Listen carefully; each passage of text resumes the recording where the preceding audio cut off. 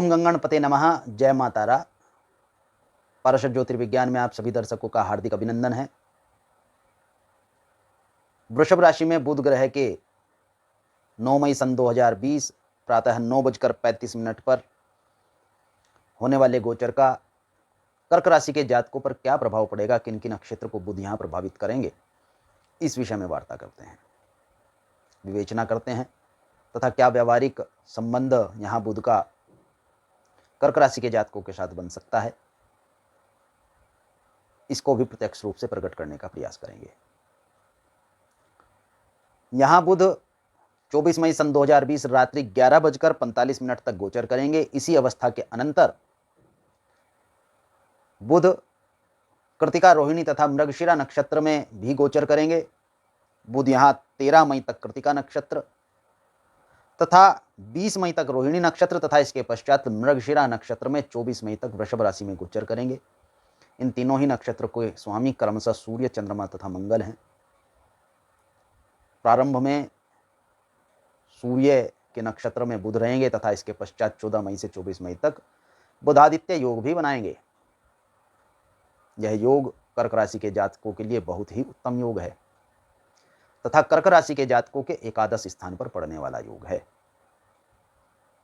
कर्क राशि के जातकों को बुध अनन्यतम व्यवहारिकता, स्वास्थ्य, स्वभाव, मान सम्मान को प्रदान कर रहे हैं। देखिए, आपकी स्थितियां अनुकूल हैं, आप दुर्बल नहीं हैं, मनोवेग से बलिष्ठ हैं। इसके साथ साथ कर्क राशि के जातक कार्य अक्षेत्र से भी बलिष्ठ हैं। कर्म क्षेत्र जिनका बलिष्ठ हो जाए उनको समस्याएं कम ही प्रत्यक्ष होती हैं। जैसे भगवान राम का कर्म क्षेत्र प्रबल था, इसके पश्चात भी विभिन्न प्रकार की कठिनाई, परिश्रम तथा तपस्या करते हुए पूरा जीवन भगवान राम ने आदर्श रूप में व्यतीत किया है। यहां वैसी ही कुछ स्थितियां कर्क राशि के जातकों के लिए भी बन रही हैं। समस्याएं चाहे जितनी आए, कठिनाई चाहे जितनी आए, आपके व्यक्तित्व पर प्रभाव नहीं डाल पाएंगी। आप उनके सामने, उनके समक्ष रहने में प्रबलता रखते हैं। अतः इसी प्रबलता से कार्य की क्रियान्वितता वर्तमान समय में कर्क राशि के जातकों को करनी चाहिए। पूर्ण सहयोग प्राप्त होगा। संबंधियों का, भाई बहन तथा परिवारजन में जो आपके सहचर्य मित्र आदि हैं, सबका मान सम्मान धन से आपको पूर्ण सहयोग प्राप्त होगा। शत्रु परास्त होंगे। रोग की अवस्था अधिक प्रबल नहीं हो पाएगी। वाद विवाद में भी विजय प्राप्त होगी तथा इसके साथ साथ कर्क राशि के जातकों के जीवन साथी उन्हें सहायक होंगे। इस समय पर कर्क राशि के जातकों को अपने जीवन साथी से सलाह भी लेनी चाहिए। उनकी सलाह को कुछ रूप में मानना भी चाहिए। यह आपके लिए प्रत्यक्ष कर दें कि पूर्ण रूप से अपने जीवन साथी की सलाह अथवा सुझाव को मत मानिएगा। यह ध्यान रखिए कि आपके लिए उस सुझाव में जितने अंश कारगर हैं आप जानते हैं और उनका प्रयोग करें।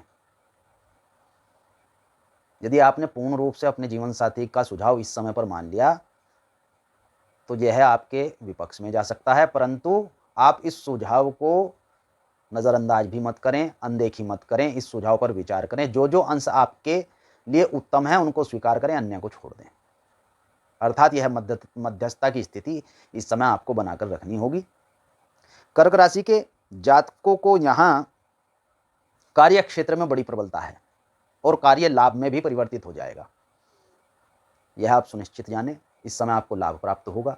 जहां अन्य लोगों को, अन्य समाज को लाभ की स्थितियां थोड़ी नकारात्मक दिखाई देती हैं, उन्हें अनुरूपता से लाभ प्राप्त नहीं हो रहा है, वहीं आप कार्य का क्रियान्वयन करेंगे तथा कार्य करते करते आपको लाभ प्राप्त हो जाएगा। वह धन में परिवर्तित होगा। कोष की रिक्तता अवश्य होगी। कोष कुछ न्यूनतम स्थितियों में होगा। जो पूर्व से आपके पास धन है वह व्यय भी होगा। तो इस सारे घटना चक्र के साथ साथ अवस्थाएं यह बनती हैं कि मैं कर्क राशि के जातकों को अपनी पूर्ण प्रबलता से, अपने पूर्ण मनोयोग से सभी व्यक्तियों को मान सम्मान देते हुए, सबका मान सम्मान प्राप्त करते हुए इस समय कार्य का क्रियान्वयन करना चाहिए, जिससे भाग्य भी भविष्य में उज्जवल हो जाए और आप निष्कंटक परिश्रम के साथ जीवन यापन कर सकें। धन्यवाद। शुभम भवतु। भगवान गणपति तथा मातारा आपका कल्याण करें।